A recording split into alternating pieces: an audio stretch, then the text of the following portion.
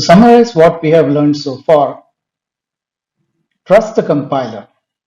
Modern compilers are based on significant theoretical foundations and are also based on decades of experience in generating code for different architectures.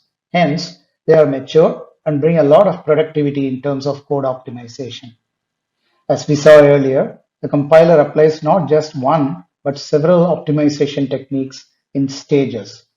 Some are machine or architecture independent and others are architecture specific. For example, if we were to do manually, at best we can think of a local optimization on a small section of code by handpicking the best instruction for the purpose on hand.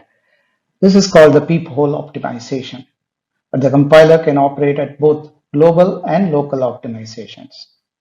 And it can and often will eliminate the part of the code entirely by applying a global optimization. For example, dead code removal or function inlining. With more sophisticated CPUs, with deeper pipelines, cache, and vectoring, it's almost impossible to hand optimize code. We also saw that sometimes when we write code apparently to optimize at the source code level, it may be counterproductive to the compiler optimization.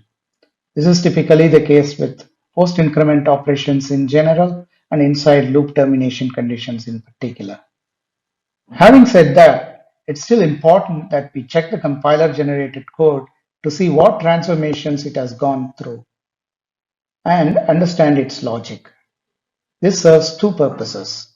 One, we can start seeing a pattern of correlation between our source code and its transformed version and develop the habit of coding to aid the compiler optimization. Two, there could be some scenarios where the compiler transformation may not be appropriate due to it being overly aggressive.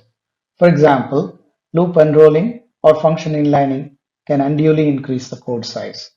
In such situations, once we see the generated code, we can resort to controlling the optimization level using the compilation flag settings in the build scripts.